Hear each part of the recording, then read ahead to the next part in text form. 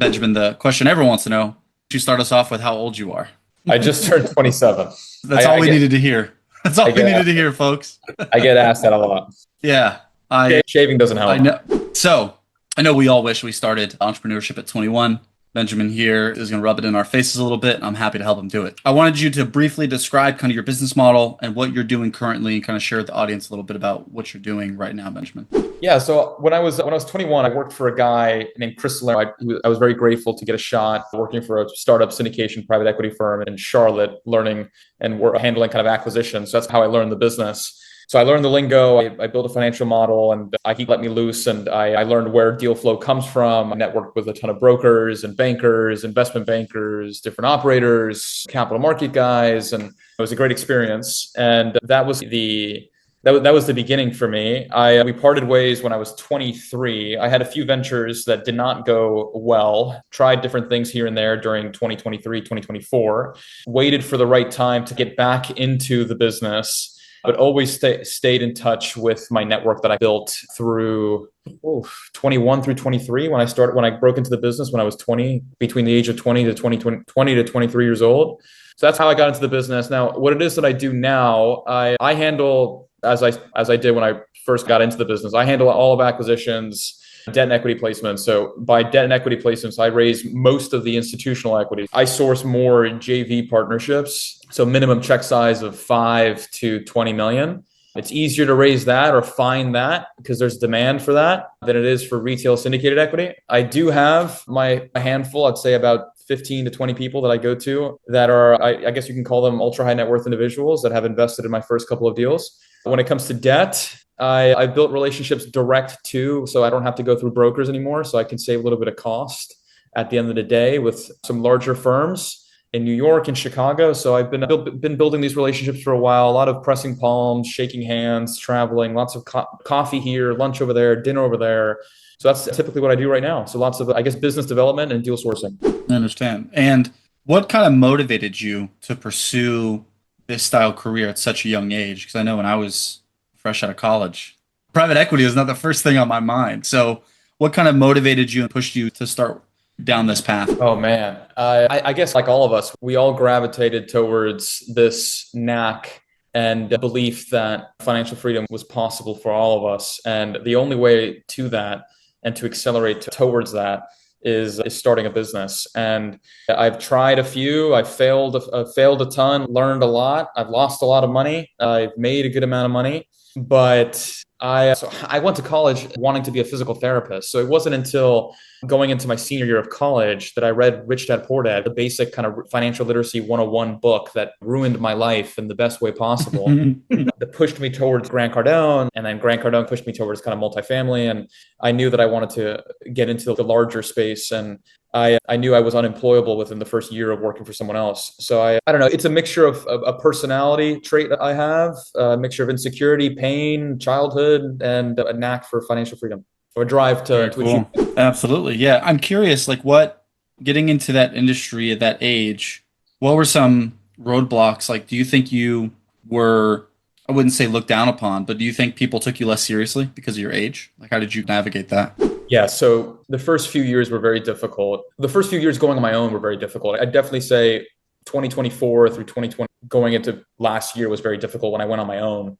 Working for someone else gave me the stripes and the recognition I needed since I was borrowing someone else's track record, someone else's infrastructure, someone else's platform, so I can at least get my name in the room. Since at the end of the day, all these people that work for these big fancy shops, they're commission junkies just like all of us that work for someone else. So I was able to at least learn the business and understand the moving parts and the players and how everything works. But going on my own, I look the same now as I did 5 years ago. So I've always struggled with people taking me seriously, but I've always been, I think the second you find a deal and you can focus on learning everything about the deal and becoming an absolute expert about your deal can help mitigate anything that my appearance could have. And now I just look young. It's not that I have warts all over my face or anything, but some Right. people were turned on to it and others were turned off. Absolutely. Yeah. I started real estate at 22. So I was similar, but I got to work for someone for a very long time.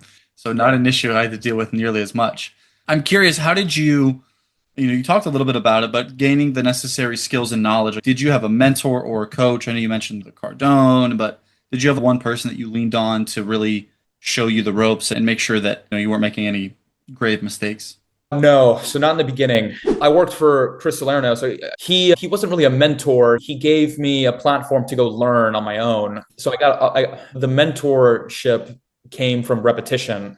So that's where it came. That's where I learned. Now, when it comes to today, my mentor is definitely my partner. The deal that I'm raising for right now, called Archer at Willowbrook, would have been my fifth acquisition if I would have closed on two deals that I did not. I walked away from last year. I would definitely say after these full cycle deals that two that I've closed on and one that I'm raising for and two that I did not close on, going full cycle on these five deal cycles have taught me more than anything that I could have ever studied in a book. And my business partner, who's 57, who's done this full cycle 30 times, and by full cycle I mean bought and sold, he's more my mentor. So it took me about 6 years to find someone to hold my hand through aches and pains, but I've made a lot of mistakes. There was a deal that I was under contract for last year called, I won't put the name out there, but it was a deal that I was under contract for last year in Humble, North Houston. It was 115 units. It was a $17 million deal. It was a loan assumption. And I had to walk away from the closing table because during diligence, I found out the income was not the bank deposits were not matching the income statement after my earnest money deposit went hard. So I lost $75,000 of my savings. I was 26 years old, 25 years old. So I've learned a lot of painful mistakes. So there's no way around it. So it took me 6 years to find my mentor. Yeah, it's a good thing to get drilled into early. I don't think there's anyone on this call who has not lost money. But it's as much as we want to have a perfect clean record, stuff happens. Real estate is finicky like that. Things don't always go to plan. So you learn that lesson early, you get it out of the way, and okay, now I know what to expect. And so I'm curious, from your first capital raise that you did, what kind of challenges did you face and how did you try to overcome those on your first big raise? My first raise was a $3 million raise. So it was too small to go to fund managers or family offices. So it was just brute force syndicated retail equity.